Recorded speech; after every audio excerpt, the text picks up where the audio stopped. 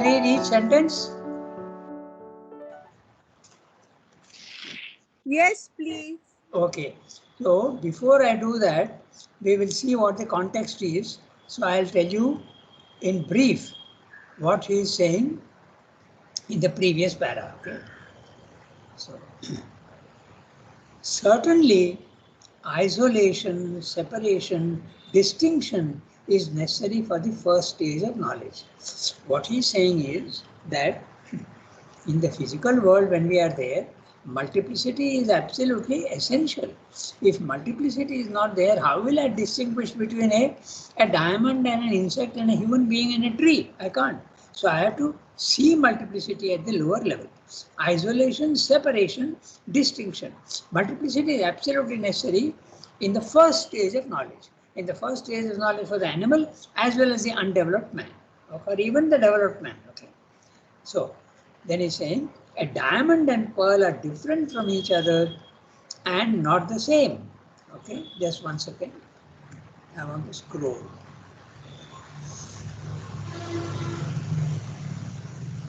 Now,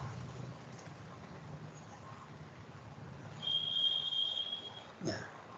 So he's saying a diamond and a pearl are different from each other.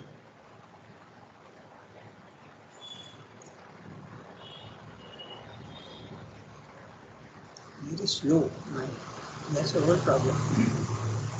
So, just 1 second. Okay. So, a diamond and a pearl are different from each other and not the same. We cannot and should not confuse an apple for an orange. Okay? He's not saying that. I'm using different words. But multiplicity is essential at a certain stage. That's what he's saying. Okay? Each thing in the world has its own unique form, property, and individuality. If we start seeing the oneness everywhere, we will not be able to be practical in the physical world. That's what he's saying.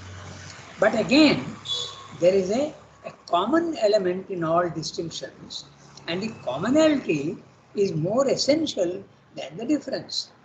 Finally, even science gets back to the one common element of all material things as energy or substance or vibration. Okay?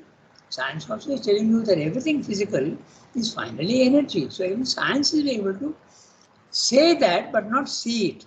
Okay? To be able to see that commonality, you have to rise to a higher level of consciousness. Okay?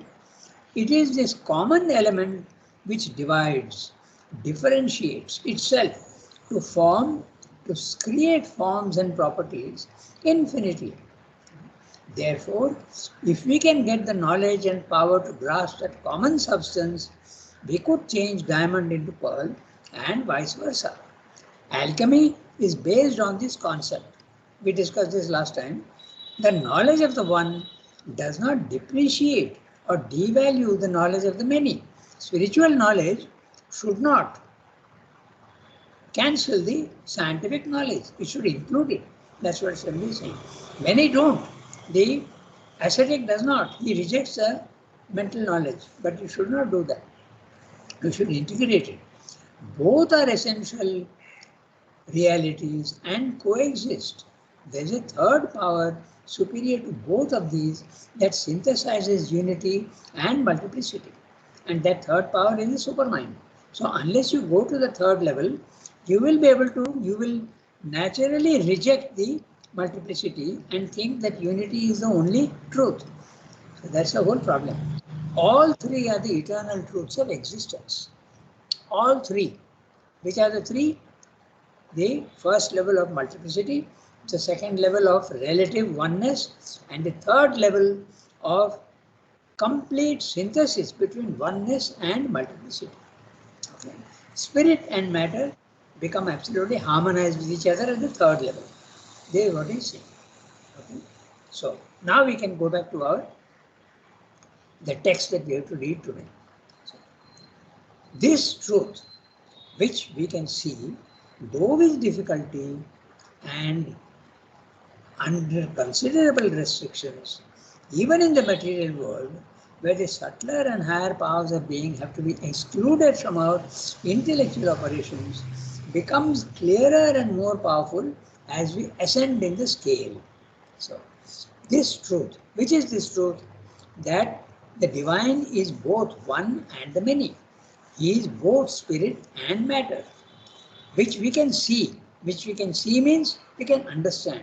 Okay, even science has understood that, though with difficulty and under considerable restrictions. What are the restrictions? Intellectually, we can understand that they are both okay, they are both to be seen, but materially through our senses we don't see it. That's why considerable restrictions. Even in the material world, with the subtler and higher powers of being, the subtler and higher powers of being are the subtle senses and the instruments of knowledge in the higher planes. Okay? Those are not available at the lower level. At level 1, they are not available, but they have to be excluded in our intellectual operations. When we are thinking, we can't say I will use intuition because it's not available to you. Intuition is the higher power, subtler and higher power, which we have to exclude when we are thinking intellectually. That's what it's saying. Become clearer and more powerful when we ascend in the scale. So when from level 1 I go to level 2, it becomes clearer. And when I go to level 3, it becomes even more clear. Not clear, it becomes clearest. Okay. So we see the truth of our classifications and distinctions, but also their limits. We see that multiplicity has a purpose. The purpose is in practical life, we have to make distinctions and recognize things. If we see only oneness, we won't recognize things.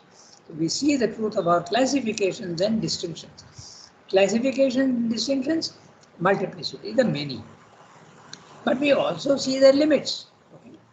All things, even while different, are yet essentially one. That's what he's saying. For practical purposes, plant, animal, man are different existences. Yet when we look deeper, we see that the plant is only an animal with an insufficient evolution of self-consciousness and dynamic force. Okay? So, after all, both have got life. No? Yet when we look deeper, we see that the plant is only an animal with an insufficient evolution of self-consciousness and dynamic force. Let's look at both. Insufficient evolution. The plant is living, that's common to the animal also, but the animal has got senses and the plant does not have senses, so it is insufficient evolution. And of self-consciousness and dynamic force, the animal can move, the plant can't move. That's why. So you can see the importance of each word that is saying. So both are life, but one is without senses and the other is with senses. One has got the capacity to move, dynamic force, the other does not have. The animal is man in the making. There again, there is a gradation between the two. Animal also is a living creature, man also is a living creature. Man has got reason, but the animal also has got a minimum amount of reason. So there is again a continuity. There is a difference and a commonality. That's what he's saying for everyone. The animal is man in the making. Man himself is that animal, and yet something more of self-consciousness and dynamic power of consciousness. The dynamic power of consciousness, it can use its consciousness to produce things which the animal can't. First of all, self-consciousness. Man can look at himself and analyze himself. The animal can't do that. Then dynamic power of consciousness, I can use my consciousness to create things. I can create the radio, I can create the mobile and the TV. The animal has absolutely no chance of doing that. Okay. Yet the same mode of self-consciousness and dynamic force that make him man. So he is animal with higher capacities. That's what Shanbhai said. That yet again he is something more which is contained and repressed in his being as the potentiality of the divine. So the yogi and the normal man are again at different levels, and yet they are essentially the same. The yogi also is a man with mind and everything, but he has got a spiritual opening which normal man does not have yet. So there is this gradation very clearly he is giving you between plant, animal, man, and yogi and the divine man. I mean, avatar if you want. That make him man. And yet again he is there's something more which is contained and repressed in his being. Which is repressed? He contains the psychic being, he contains the divine in himself, but it is not very easily available. It is repressed, it is suppressed, it is hidden in his being as the potentiality of the divine. He is God in the making. Okay? He is yet to be made into God. In each of these, plant, animal, man, God, the eternal is there, containing and repressing himself as it were, repressing himself as it were, because it can be discovered. He can be discovered within yourself. In order to make a certain statement of his being. And what is that statement? I want multiplicity at the lower level, therefore I hide my unity. I hide myself, and it's up to you to discover me. Each is the whole eternal concealed. Again, we come back to that famous 4 lines of William Blake. No? Each is the whole eternal concealed. The infinite is there in the infinitesimal, and the infinitesimal is also there in the infinite. Man himself, who takes up all that went before him and transmutes it into terms of manhood, is the individual human being, and yet he is all mankind. All the mankind is a collectivity of all human beings, and each human being is capable of becoming the collective humanity by cosmic consciousness. You can include everybody in his own consciousness. And yet he is all mankind, the universal man acting in the individual as a human personality. He is all, and yet he is himself and unique. So, just like all mangoes are essentially mangoes, they are all common, but each one is slightly different in size, color, shape. Each one is different, and yet the commonness is there. So, man also, exactly in the same way, is essentially human, which is common to everybody, and each one has got his own mind, his own vital, and his own body. He is all, and yet he is himself and unique. He is what he is, but he is also the past of all that he was, and the potentiality of all that he is not. Now that's interesting, because even biologically they have seen that when you start your life as a unicellular creature, in these 9 months when you are born, each of these fetus actually undergoes each level of the evolution that you have had in the past. So biologically also what Sridhar is saying is true. Psychologically also what he is saying is more true. You began your journey like an atom in the matter, and slowly, slowly, slowly your consciousness has risen, and today you are what you are. We cannot understand him if we look only at his present individuality. You have to look at your past. I'll give you an interesting example. But we cannot understand him either if we look only at his commonality, his general term of manhood, or go back by exclusion from both the essentiality of his being, in which his distinguishing manhood and his particularizing individuality seem to disappear. You have to understand the essence of man, also the details of man. You can't eliminate both.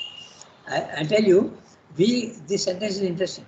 We cannot understand him if we look only at his present individuality. Now, I have highlighted that, and I want to know what I have written. Just 1 second. That's right, exactly. I remembered that when I looked at it. Okay, so there was a very interesting case. I think all of you know that there is Mare Garden on the way to Cuddalore.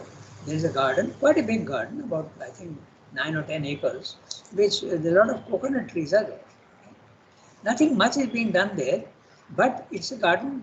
It's called the Mare Garden, and there were some workers there. And Parichanda was a very fine sadhak. Okay. He used to look after the gardens. One day he had a very peculiar experience. Okay, so his experience was that one boy who was there, one man, he committed suicide by drinking, a pesticide. And Parchanda was very upset, and he wondered what Have I said something to him, or have I behaved in the wrong way with him which he got depressed and he has committed suicide? What is it? Let me ask mother. So he asked mother, Mother, why did this happen? What is the reason? Now, so we are saying we cannot understand him if we look only at his present individuality. You know what mother told him? It has nothing to do with his present life. It is something with his past life. It's something that happened in his past life, and that is why he had to commit this suicide. In fact, we know that when you commit a suicide, there is a tendency to you limit yourself very badly, and there is a possibility that every life you will continuously do that until you are able to release yourself. The cycle, the soul gets into a very horrible cycle of constant suicides. Okay. This is what is there. So now we can understand the sentence what he's saying. We cannot understand him if we look only at his present individuality. But we cannot understand him either if we look only at his commonality. You look only at that and not in the present condition, that also you call his general term of manhood, or go back by exclusion from both to an essentiality of his being. Which is the essentiality of his being? The divine. So if you go back to the divine, will you understand that present individual? No, you must know the details of the present individual also. That's what Sridhar is saying. In which the distinguishing manhood and his particularizing individuality seem to disappear. So you have to know spirit and you have to know matter. You have to know the essence and you have to know also the details. Okay? And it's very interesting that they always mirror each other. Ramakrishna said something very interesting. He said that when you look at a man's limbs, okay, his hands, his face and all, they reflect something of his character. Now, just see, that's interesting, because if you are tall and your hands are built in this particular way, okay, they are all indications of something or other. It is said that Buddha's arms were so long that he could touch his knees when he stood up, okay, and that is supposed to be also a sign of greatness. So it is not that the body is absolutely distinguished from your soul. There is a connection between them. That's what he seems to be saying. Okay. Each thing is the absolute. All are the one. But in these three terms, always the absolute makes its statement of its developed existence. What are the three terms? The transcendent, the cosmic, and the individual. Each individual has the transcendent in him. He also has the cosmos in him. That's why in the first stage, when you are an individual, you use your ego and you try to develop yourself. When you become yogic, you go to the consciousness. Okay. Oh, unable to hear. Somebody, who is a guest? We can hear Angada. Yeah, I think this is that Lakshmi Jyoti Paras. That means she has not got the right link. Okay? Now now it's clear, Dada. Now, in between for a minute it got cut, but now I'm getting it back. Thank you. Okay. I got a message suddenly saying unable. Sometimes it is our internet problem, Angada. That's right. Okay. So, Sorry. all right. So this is what Shendra is saying. Okay, that you have to know whole from top to bottom. Simply knowing one aspect is not enough. Science knows only the bottom part. The ascetic knows only the middle part. And Sridhar is saying when you go to the supramental, the third level, you come to know everything absolutely correctly. Okay? That's what Sridhar is saying in this paragraph. Okay, clear? So if you want to summarize, okay, I'll summarize it for you basically because it goes into great detail. Na? So I'll tell you what he's saying. The truth of the individuality, of commonality, and the third truth that contains both becomes clearer as we rise in the scale of consciousness. We realize the truth of distinctions and differences, but also their limits. Plant, animal, and man are all different, but a deeper, sharper look shows that plant is animal in the making, that the animal is on the way to becoming man. That man really is an animal, but it's something extra in him, his psychic being and the potentiality to become a divine. That man is potential God. Each of these is eternal in his evolutionary steps, in the gradations, but concealed and in the process of revealing himself.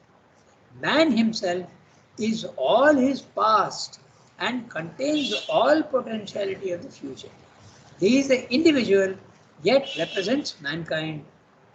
To understand him fully, we have to see his individuality, his commonality, and the essential truth that he is.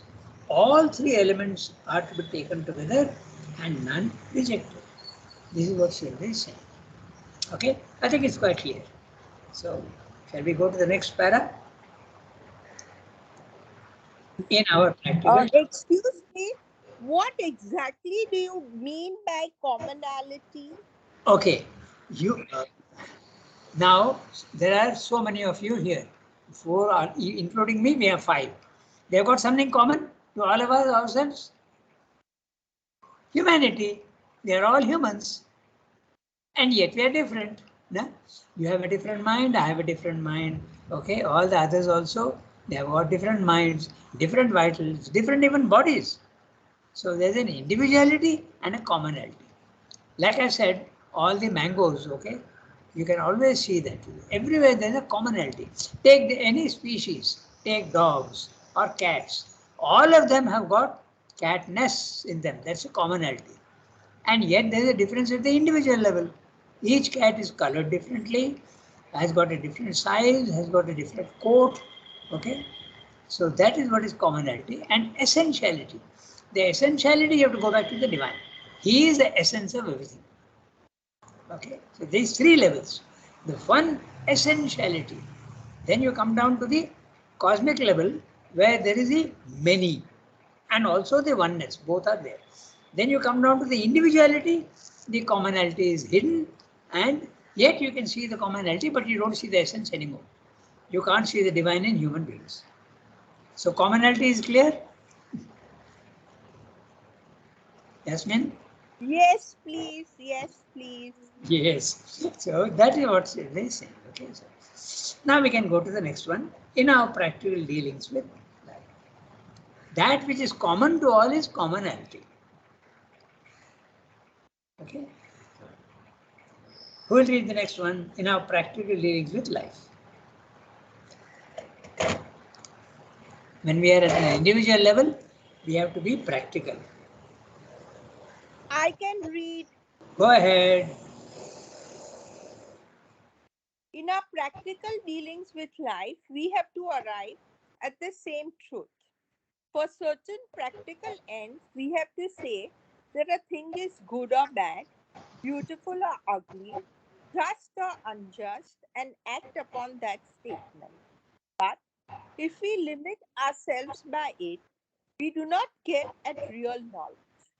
The law of contradictions here is only valid insofar as two different and opposite statements cannot be true of the same thing at the same time, in the same field, in the same respect, from the same point of view, and from the same practical purpose.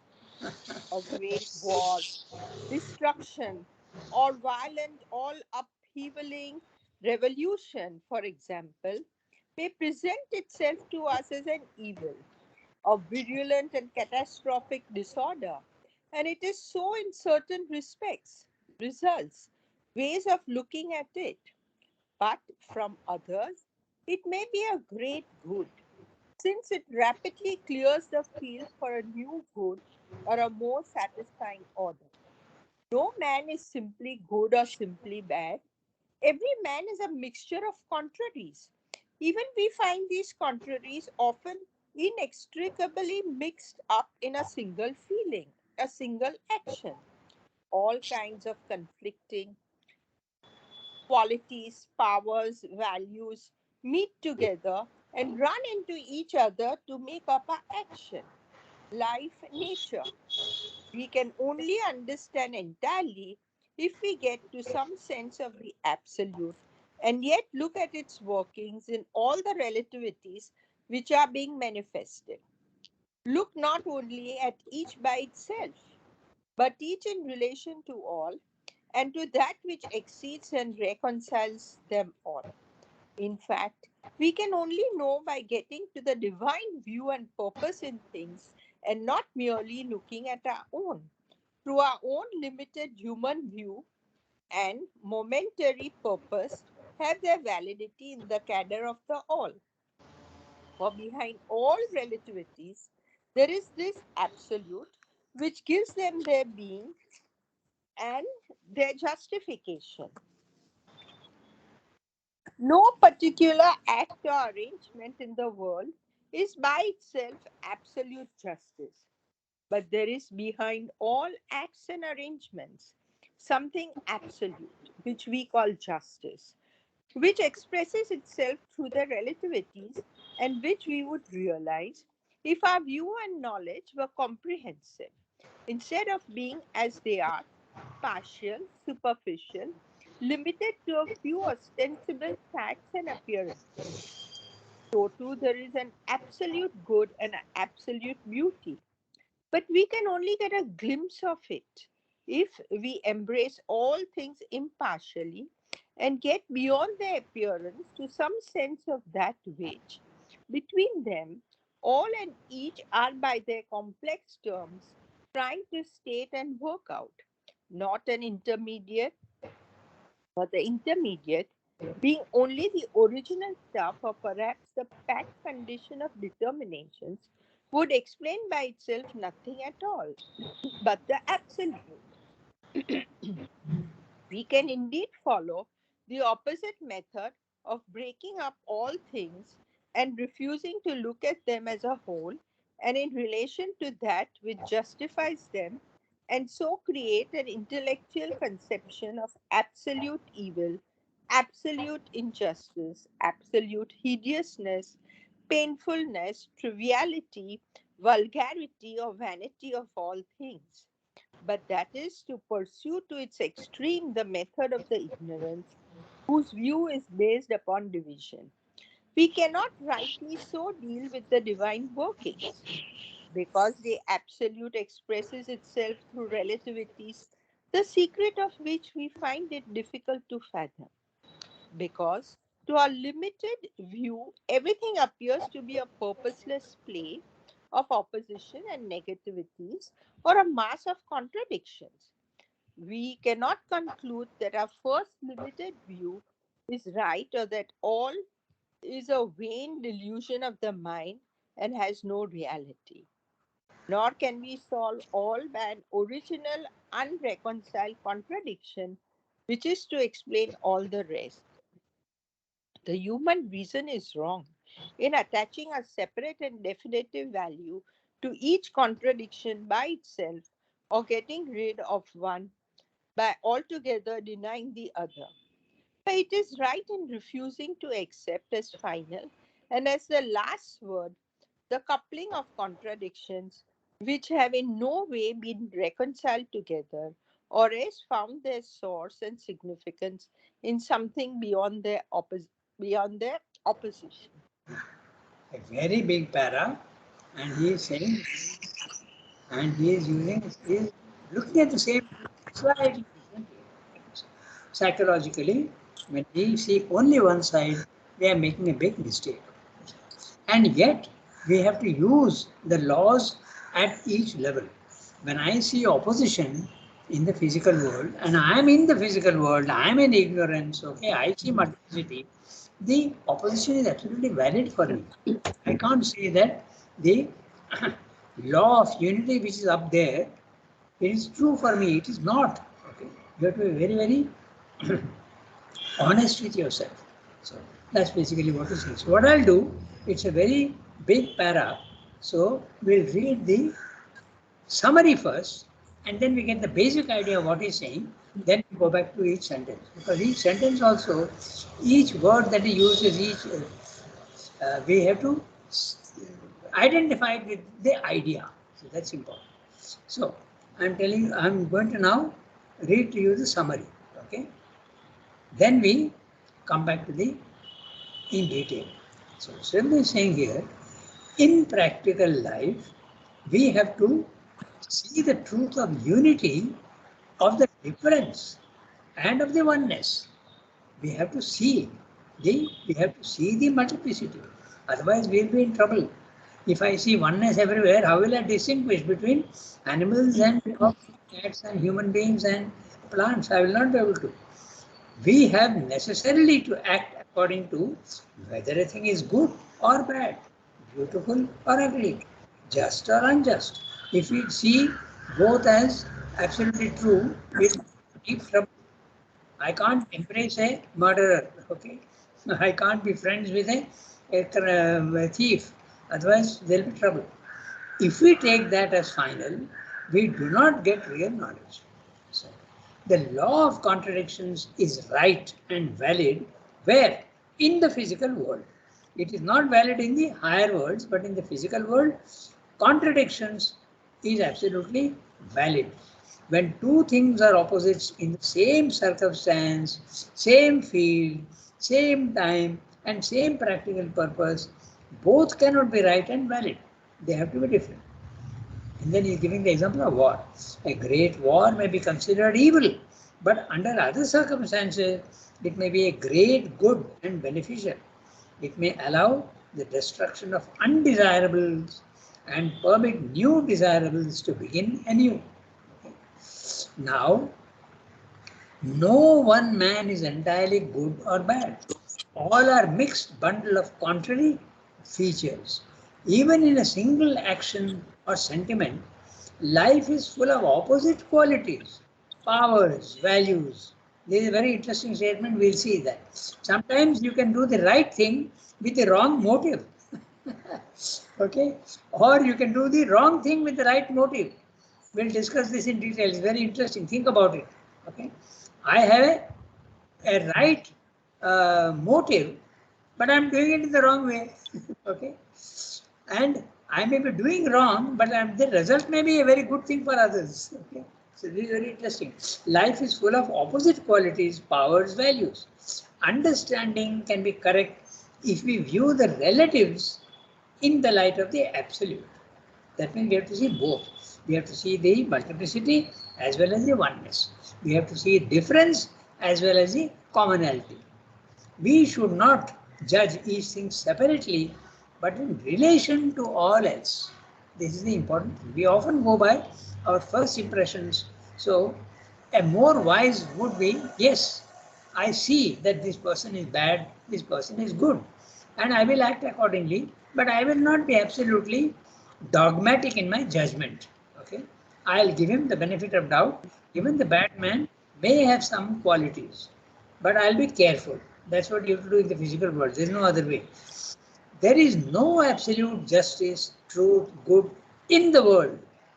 There is an absolute justice, truth, and good up there, but not in the world. Absolute justice does not exist. Man is partial, superficial, limited in consciousness. Truth, justice, etc. can be glimpsed only by impartiality if we go beyond superficialities and mere appearances. Total impartiality is not possible in the physical world, but it starts becoming possible in the second level of the cosmic consciousness. There impartiality is possible. You can look at yourself also and judge yourself quite impartially. We can't. When we look at ourselves, the ego comes in and we give more credit to ourselves than we give to the defects. Okay. So, if we can go beyond superficiality and mere appearance, the relatives are only trying to express very imperfectly the absolute. The many are trying to express the absolute, but in very, very limited ways. The essence of all relatives is not the indeterminate sum of all relatives.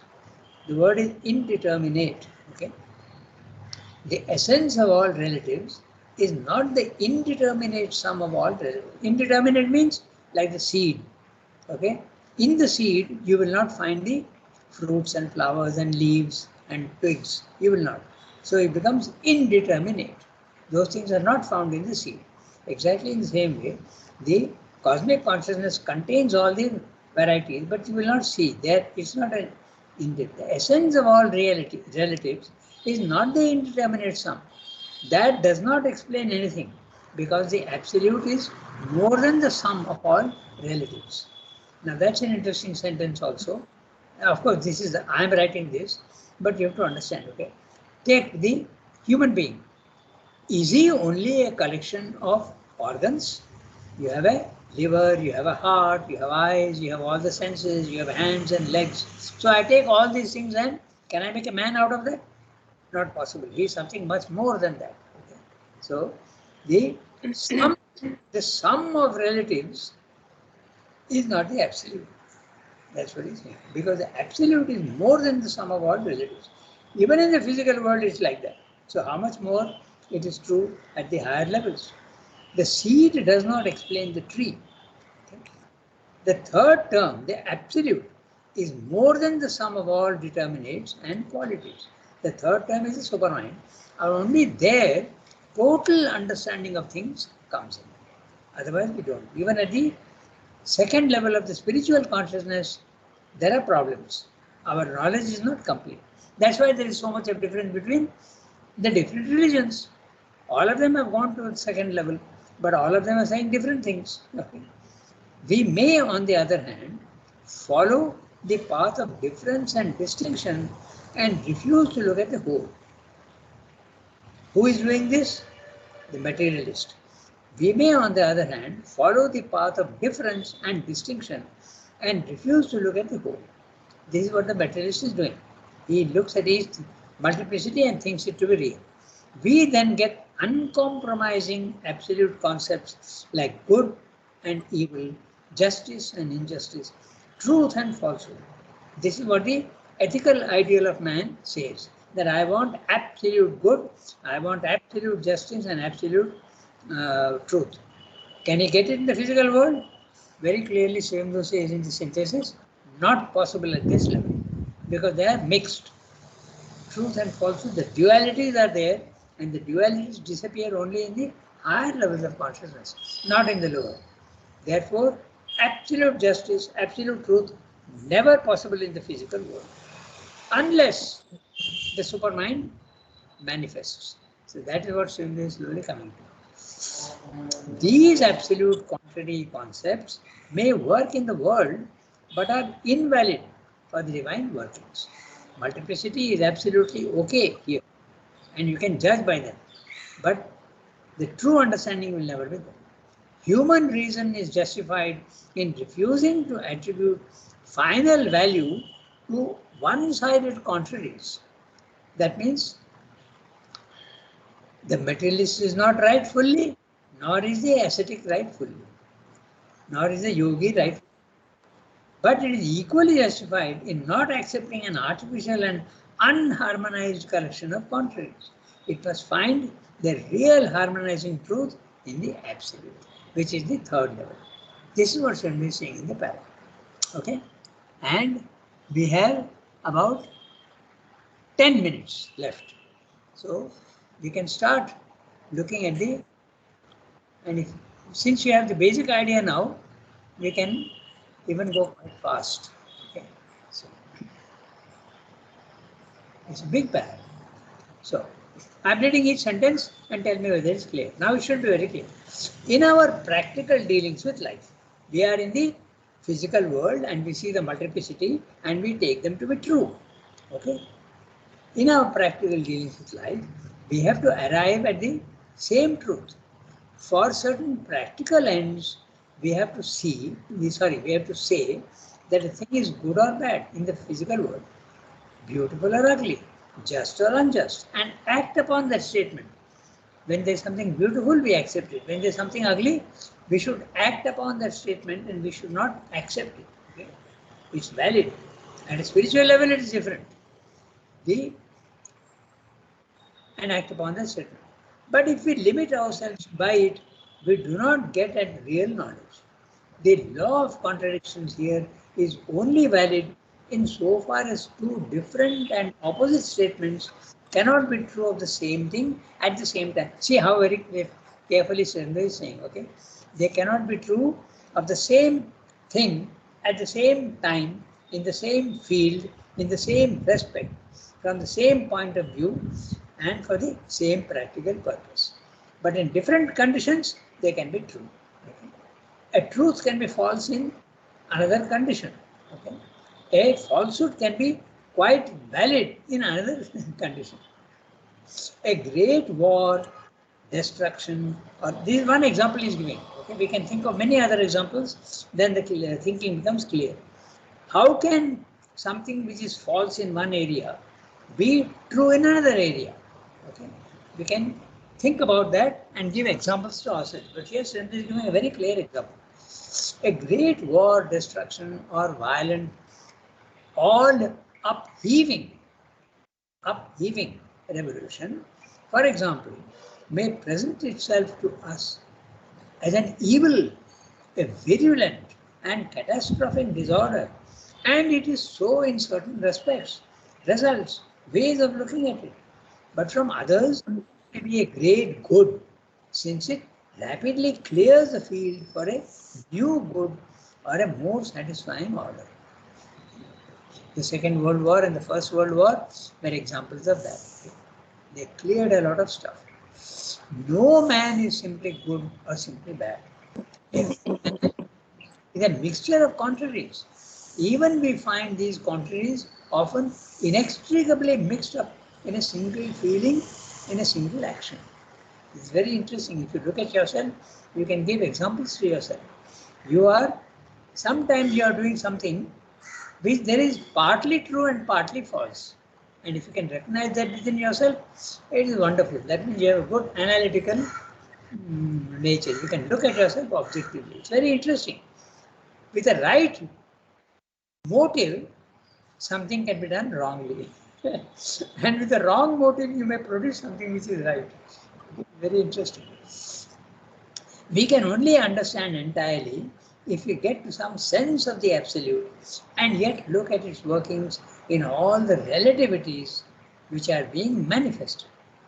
Look not only at each by itself, but each in relation to all and to that which exceeds and reconciles them all. So, first is the relative in itself. The second one, in relation to all, which is the cosmic. Okay? And that which exceeds all is the third level. So he is talking about all the three levels. If you are only at the first level of multiplicity, you are not going to be right. So you have to look at in relation with everything else. Okay? For instance, okay, a very simple example I will give you. A child comes late to school, okay, and you scold him. This is not discipline. Why did you come late? It's not good. But when the child says that my father was very ill and I had to take him to the hospital, then you understand that what he has done wrong is right. I'm giving a very simple example. So you have to see the totality of things. You should never judge somebody only by one way of looking at things. We can only understand entirely if we get some sense of the absolute and yet look at its workings and all the relativities that are manifested.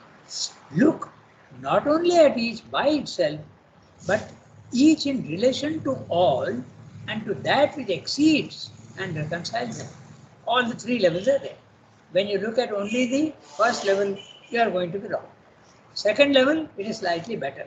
You understand, oh, this happened because of that. I didn't know that. Okay. Very often used to happen in ashram. Okay. Mother used to do something and some people used to find, why is mother doing that? It's entirely wrong. And when you explain that this is the reason why she did it, they say, oh, you understand better. Slightly better, not entirely. Okay. There are many people who disagree with mother on many things. It's very interesting because they are at level 1. Okay, I go back to, there is an interesting word there. In fact, we can only know by getting to the divine view and purpose in things. Divine view and purpose in things and not merely looking at our own. Though our own limited human view and momentary purpose have their validity in the cadre or cadre of the all. Now I have highlighted cadre because the word is pronounced in a very interesting way in English. Okay, it's pronounced cadre. You won't believe it. In French, it is cadre. That means the framework. Okay, and in English also, probably it means a framework. Okay, it's pronounced cadre in English. I'm just pointing out how illogical is the English language. Illogical but wonderful language. For behind all our relativities, we got 2 minutes. I'll try and go as far as I can. For behind all relativities, there is this absolute. The divine presence is there in everything. For behind all relativities, there is this absolute which gives them their being and their justification. No particular act or arrangement in the world is by itself absolute justice. But there is behind all acts and arrangements something absolute which we call justice, which expresses itself through their relativities and which we would realize if our view and knowledge were comprehensive instead of being as they are partial, superficial, limited to a few ostensible facts and appearances. Ostensible, that which is recognizable, that which is seen. So too, there is an absolute good and an absolute beauty. But we can only get a glimpse of it if we embrace all things impartially and get beyond their appearances, go beyond the form, to some sense of that which between them all and each are by their complex terms trying to state and work out. Not an indeterminate, for the indeterminate being only the original stuff or perhaps the packed condition of determination would explain by itself nothing at all. Okay, this indeterminate and determinate, we have is there in the chapter, na? The form and the origin of the form. We can indeed follow the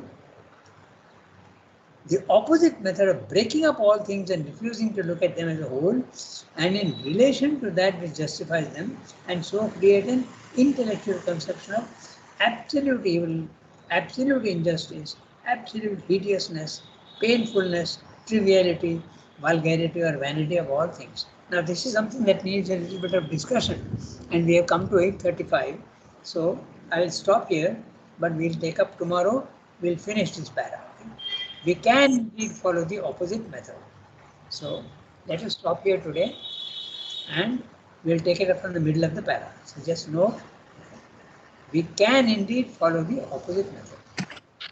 We've got 10-15 lines, so we'll do that tomorrow and go on.